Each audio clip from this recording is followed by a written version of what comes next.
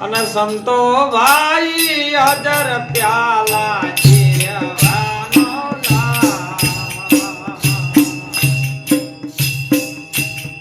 થોડા રે સંતો થોડા રે સંતો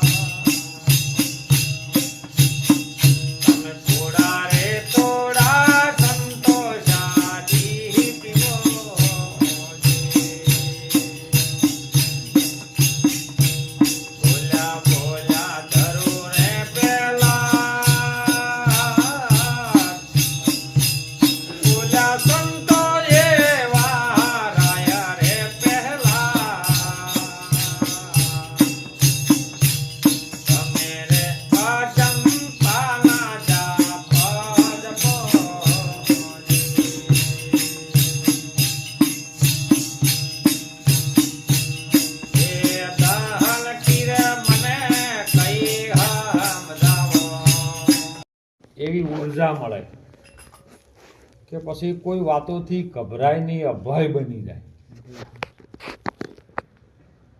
શરીર હોવા છતાં દેહ વિદેહી બની જાય ને અભય પદે એટલે કે કોઈ પ્રકારનો ભય એનામાં રહે એવો પિયાલો જીરવે ન જાય. તમે થોડા થોડા સંતો સાધીને પીવો. પેલા એને સાધો. શું સાધવાનું? શ્વાસ. બીજો કોઈ સાધવાની વસ્તુ જ નથી. કોઈ દેવી દેવતાઓ નથી સાધવાના કે કોઈ ભગવાન સાધવાના નથી. તમારો શ્વાસ અંદર ચાલે છે એને સાધો. સાધો એટલે એનું નિરીક્ષણ કરો, એને જોવો. તમે જોઈ શકો એવા છો. બીજા કોઈ પ્રાણીઓની અંદર, પંખીઓની અંદર કે હું તો કહું જમીનમાં રહેવાવાળા જીવોની અંદર આ વસ્તુનું જેને જ્ઞાન નથી. તત્વ એના પણ પોચ છે ને, આપણા શરીરને પણ પોચ જ તત્વથી બન્યું છે. પણ આ વસ્તુને સમજી શકે તો એ કેવલ આ પોચ તત્વના દેહમાં રહેલો પરિબ્રહ્મ નારાયણ પરમાત્મા, જેને આત્મા કહીએ છીએ, જે મનુષ્ય દ્વારા પ્રગટ થયો આ ઘાટમાં આવ્યો છે ને, એને આ વાતની ખબર પડે. બીજા કોઈને ખબર પડે એટલે કે તમે થોડે થોડે આ મને સાધીને પીવો, અને પીવો એટલે અમર બની જાય. ચડવું છે મારે મેરુ ને આસમાન. આપણા સંતોના શાસ્ત્ર મુજબ એવું કહેતા કે મેરુથી પર્વત કોઈ ઊંચો નથી. ઊંચામાં ઊંચી જેની ઊંચાઈ છે એ મેરુ છે. અને આધ્યાત્મિક સિદ્ધાંતમાં સંતોએ મેરુમાં લીધું છે કે તમારી શ્વાસોશ્વાસની જો માળા થાય અને જ્યારે એક ઘર શ્વાસ જ્યોથી આવે છે પાછો નાભીમાં જાય છે, નાભીમાં 3.5 ઓટા મારીને પાછો ચડે છે, અને ઉપર ચડે છે એટલે ઉપર શૂન્ય ઘર છે, અને શૂન્ય ઘરમાં થઈને પાછો જાય ને એટલે પેલો આવે છે ને પેલો જાય છે, બેના છેડા બહાર નીકળી જાય. અને એ ગુરુનું ઘર છે. પિંડ અને બ્રહ્માંડથી પર ગુરુનું ઘર. ગુરુના ઘરમાં કોઈ શબ્દ નથી. જો દઈને શબ્દ વિરામ પામી જાય. જેમ નદી ગોડી થાય એની અંદર પાણી આવે ને દરિયામાં જાય એટલે નદીનું અસ્તિત્વ રહે નહીં. એવો તમારા શ્વાસોશ્વાસનું ચડવું છે મારે મેરુના આસમાન. કારણ કે જ્યાંથી ઉતર્યો છે એ પાછો ચડાવવો પડે. ઉત્તર દિશાથી આવ્યો છે આ જોગીડો. આ જોગીડેમાં આસન વાળ્યું છે.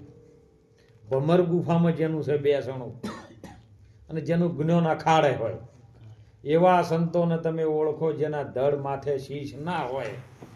સમજી લો મોયલી આ મેલવી ચાદર ધો. શેના વડે ધોરાય? સત્સંગ વડે જ આ ચાદર ધોવાય.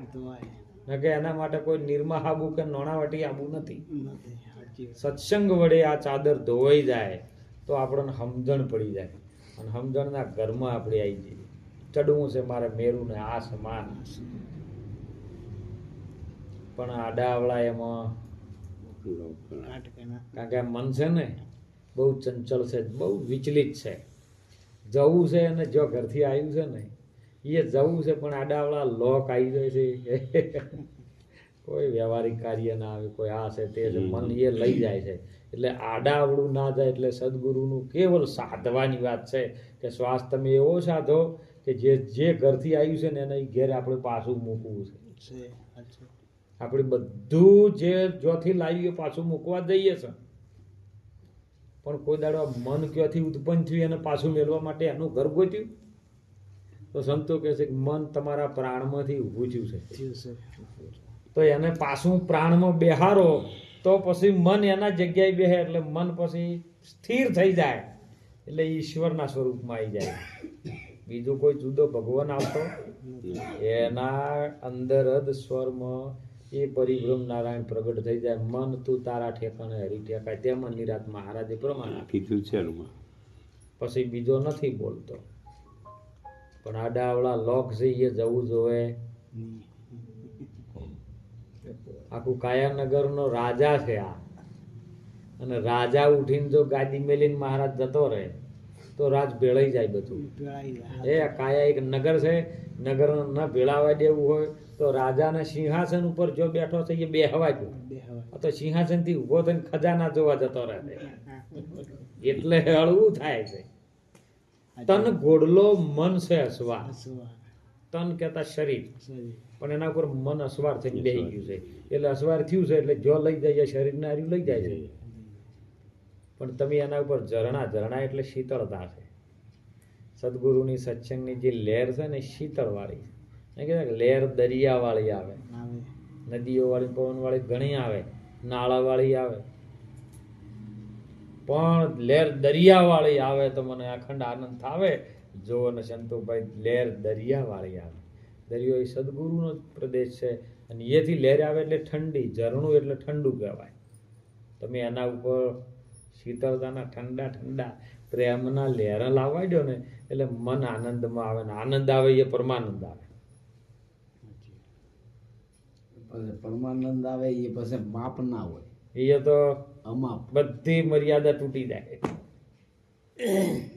સંતો આગળ કે શીલ બરસી તમે બોધી લો હથિયા. અરે શીલ, શીલ કહેતા કોઈ પણ દુકાન આગળ ઉપર કેસ થઈ ગયો વ્યવહારિક દ્રષ્ટિમાં તો એને સરકાર તરફથી શીલ મારી દેવામાં આવે કે આ વસ્તુ હવે કાંઈ કોઈ કામની નથી.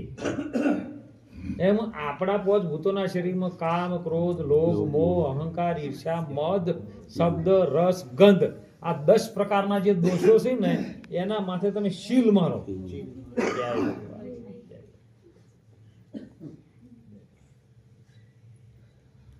શીલ બરસી, બરસી એટલે શુરતા. તમે આ કામ ક્રોધના 10 દોષ ઉપર તમે શીલ મારીને બરસી શુરતા ચડાવો. શીલ બરસી તમે બોધી લ્યો હથિયારના મોયલાની ધારી તમે યુદ્ધ કરો. આપણે યુદ્ધ કરવા ક્યાં જઈએ છીએ? બહાર જઈએ છીએ બીજાનું યુદ્ધ કરવા જશે. તારા અંદર બેઠો છે મનરૂપી મરઘલાને મારો, મોહમ્મદ કે મરરૂપી મરઘલાને મારો, નહીતર આ ચરી જાય છે બધો ચારો. તમે મહિલા મનરૂપી મરઘલાને મારો. એ મનને મારવાની વાત કરી સંતોએ. બોલ્યા બોલ્યા કે રાયને પહેલા, જો ભગત પહેલાદે પણ એવું બોલ્યા છે અને ધ્રુવ પણ એ જ બોલ્યા છે કે તમે અજંપાના જાપ જપો. બીજું કોઈ જપવાનું કીધું? અજંપાના જાપ. આપણે કયો જઈએ છીએ કે જાપ કરવા પડશે, કોઈ કારણ તેને અટકાઈ રહ્યું હોય ને કે તમારે જાપ કરવા પડશે. પણ જાપ એટલે જપીને બેસવું. અજંપા એટલે જે નિરંતર ચાલી રહ્યો છે એને અજંપા કીધો. નિરંતર શ્વાસ ચાલી રહ્યો, બીજું કોઈ ચાલી રહ્યું નથી. અને તમે એમાં જાપ જપો, તમે અજંપાના જાપ જપો તો આ આયેલો ફેરો આપણો સફળ થાય એવો છે. અને આ માણસના અવતારમાં મારી બધી ખબર પડવી જોવે. નહીતર સંતો એક દ્રષ્ટાંતમાં કીધું છે, એક ગરીબ ઘરનો માણસ જેને ઝૂંપડામાં રહેવા વાળો, જેને કોઈ પરિસ્થિતિ એક ટાઈમનું અનાજ મળે કે ન મળે એવું કરે અને હોજે કદાચ ભૂખ્યો હોઈ જાય એવી પરિસ્થિતિ, અને એક હોમે કરોડપતિ મોલ વાળો માણસ. 2 જણને પણ કોઠાહૂજ કયો લઈ જાય એના ઉપર આધાર. જેને સદગુરુ ધારણ કરેલા ને એની કોઠાહૂજ કયો લઈ જાય છે. તે પેલા મોલ વાળે ઘી વેચવાનું ચાલુ કર્યું કે 500 રૂપિયા ઘીના કિલો. એટલે પેલે એના ગુરુ મહારાજને કીધું, બાપુ મારા પાસે કોઈ કમાવાનું સાધન નથી, કે કશું કરવું નથી, પેલા 500 રૂપિયા કર્યું છે, તું 450 કરી નાખ. તો પણ મારા પાસે ઘી કયો છે કે તારે વેચવાનું કશું નહીં, ખાલી બોર્ડ જ મારવાનું બાદ તારી ઝૂંપડી પાસે, દુકાન પાસે. નાનું એવડું કેબિન લાય ગલ્લો ને ગલ્લા પર બોર્ડ 450 રૂપિયા કિલો ઘી મળે છે. એટલે પેલા 450 રૂપિયા કિલો ઘી લખી દીધું. એટલે મોલવાળા કે મારું આપણે 500 આપીએ અને આર્યો 450, આર્યો લાવે ચોથી. આપણે તો જથ્થાબંધ વેપારી, આપણે કોઈ થાય એવું નથી, તો આર્યો 450 કેવી રીતનું હાલે છે? આ તો નુકસાન આપણે ના આવે, ગ્રાહક બધા એ જતો રહે. એટલે પેલે બીજા દાડે 450 રૂપિયા લખી દે છે મોલ વાળે. એટલે પેલે 300 રૂપિયા લખી નાખે. પેલે 300 લખ્યા, પેલે 250 લખ્યા. એટલે વસ્તી બધી શેઠના પેલા બધા કર્મચારીઓ હતા ને કામ કરવા વાળા મોલમાં, કે બાપુ આ કેમ આવું કરે શેઠ? આગળથી જી લાવે છે સસ્તું હાલે છે. એટલે આ 5 જણ કે તમે જોઈને તપાસ કરી આવો એને ઝૂંપડીએ. અરે બધા તપાસ કરવા માટે મોલના માણસો આવ્યા શેઠના. પેલા પૂછ્યું કે ભાઈ તમે આ તમારું આમ તો નુકસાન થાય, અમે તો મોલવાળા છે, અમારા પાસે ઘણું બધું છે, અમારે તો કોઈ ભાવ આગા પાછો ઘટશે તો અમને નુકસાન નહીં આવે, પણ તારે ઝૂંપડી છે ને આ બધું કરે છે તો તારે નુકસાન આવશે. કઈ બધું નુકસાન આજે નહીં કાલે નહીં, અમારે તમારી ચિંતા નહીં કરવાની. પણ કે તમે આ કેવી રીતનું કરો એ તો શીખવાડો. કે શીખવું હોય ને તો તમને ના કહેવાય, તમારા શેઠને મેકલો અને તમારા શેઠને મૂકવું. એટલે પેલા પાછા આવીને શેઠને જઈને વાત કરી મોલવાળા કે સાહેબ અમને કહેતો નથી, તમારે જાતે જવું પડે. શેઠ આવીને વાત કરી કે ભાઈ આ તો તારે નુકસાન છે. કે મારે નુકસાન છે જ નહીં, મારે તો કાલ ઉઠીને 250 ત્યાં 200 થાય ને હું તો કહું 100 રૂપિયા થાય ને, અને તમે એ 50 રૂપિયા કરશો ને તો મારે તો કિલો જી આલુ ઉપરથી 50 હાલવા. હું ગભરાવાનો નથી. શેઠ કે લે તને આવી આઈડિયા મને બતાય કે. એટલે શેઠ કે પેલો કોઠા ગુજવાળો કીધું કે ભાઈ આઈડિયા બતાવું ખરી, પણ મારા ગુરુ મહારાજે એનો ચાર્જ અલગ કીધેલો એ તમને કહેવાય નહીં. તો કે લે મને કે મને આવી રીતનું જો ઘી જો વેચાતું હોય મને પૈસાનો ના લાભ થતો હોય તો પછી હું એ ધંધો કરું એમ મોલમાં. પેલો કે એના 1.5 લાખ થાય ખાલી કહેવા પૈસા નતા એટલે એટલે પેલા શેઠે તરત ગાડીને 1.5 લાખ રૂપિયા પેલા આલી દીધા કે લ્યો હવે એ વાત ન કરે. હાય કરે ખાઈ કે કહેવાના કે 1.5 લાખ રૂપિયા થયા, વાત મારે જણાવવાના. એટલે શેઠ કી લે 1.5 લાખ રૂપિયા પણ મને કે એટલે 1.5 લાખ લઈને ખિસ્સામાં તરત મૂકીને કે શેઠ જો મેં જી આ સુધી વેચ્યું જ નહીં. તો કે ભાવ એ તો કે ખાલી લખવાના જ હતા, વેચવાનું નહીં. તો કે પૈસા કે જો 1.5 લાખ તમે ના આલ્યા. આ વળી ઘટના થઈ ગઈ. આ બધા ભાવ કર્યા ને એનો બધો મેં આવી રીતે કે ધંધો થાય. કેમ કે આ ગુરુ મહારાજ ની વાત હતી, અને જે ગુરુની વાત ને માન્યો સાહેબ કશું ન કરવા છતાં સંતો એટલે કે છે દ્રષ્ટાંતથી સિદ્ધાંતમાં એવું કહે છે કે ગમે એવી મુશ્કેલી આવે પણ તમારી અંદર જે ગુરુ મહારાજની વાત સ્વીકારેલી છે તો આ શ્વાસમાં કોઈ દર મુશ્કેલી આવતી નથી. અને એટલા માટે સંતોએ કીધું કે વારંવાર તમે શ્વાસ ઉપર ધ્યાન રાખો. ધ્યાન બીજે ચોય લઈ જવાની જરૂર વસ્તુ નથી. ધ્યાન કેવલ તમારા શ્વાસમાં રાખો, તમારામાં રાખો.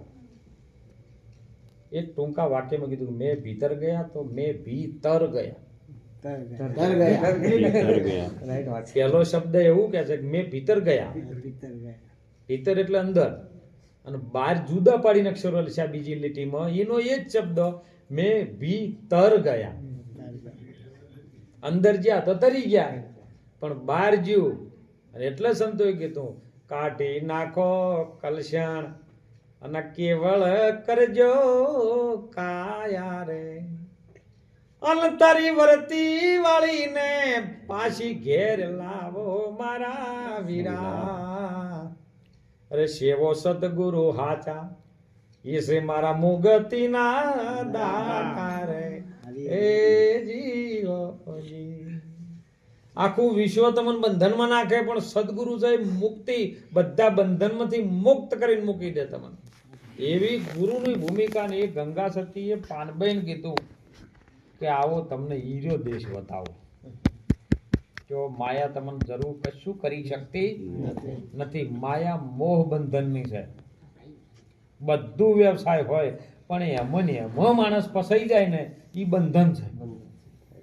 જગતના કાર્યની અંદર વ્યવહારિક દ્રષ્ટિમાં તમે જે સવારથી મોડીને 100 સુધી કામ કરો છો એ તમારા પરિવારનું પાલન પોષણ વ્યવહાર દ્રષ્ટિ બધું સાચવવા માટે કરવું પડે. પણ એમાં ને એમાં માણસ ફસાઈને મરી જાય ને એ મોહનું બંધન છે. એ બંધનમાંથી સંતો કહે છે કે આ બંધનમાંથી મુક્ત થો તો એ સદગુરુ આપણને મુક્ત કરી શકે. તારું નથી ને તું ધણી થઈને બેઠો, કારણ કે આપણું શરીર નતું તાણે કોકનું તો હતું જ. હે આજ આપણે ધણી થઈને બેઠા છે. આ શરીર કાલ ઉઠીને નથી રહેવાનું તો બીજો કોઈ ધણી થવાનો, માટે આપણું છે જ નહીં. તમે ભજન કરો વર્તમાન કાળની અંદર, અને વર્તમાન જ સત્ય છે. ભવિષ્યમાં શું થવાનું છે એની ચિંતા તમે છોડી મેલો. ભૂતકાળમાં શું થઈ ગયું છે એને વાગોળવાથી એ કોઈ મેળવવાનો આ પ્રમાણ લઈ શકો છો કે ભાઈ આવો સંતો કરીને ગયા.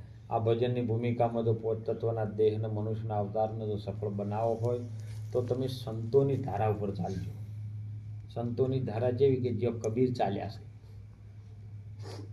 જો મીરાબાઈ ચાલ્યા છે, જો જલારામ બાપો ચાલ્યા છે, જો બાણ સાહેબ ચાલ્યા છે, ત્રિકમ સાહેબ, જીવણ સાહેબ, મીરાબાઈ જેસલ તોરલ રૂપાદે માલદે લાખો લોયણ રાવત રણસિંહ નિરલબાઈ કુંભારાણા મેઘધારુ આ બધા જે ધારા ઉપર ચાલે છે એ ધારા ઉપર તમે ચાલશો તો તમારું ભજન પાકશે, નહીતર વચ્ચે વકડેલું જો કદાચ ઈ ધારા પર ચાલ્યા તો તમારું નાવડું વચ્ચે ડૂબશે ડૂબશે ને ડૂબશે.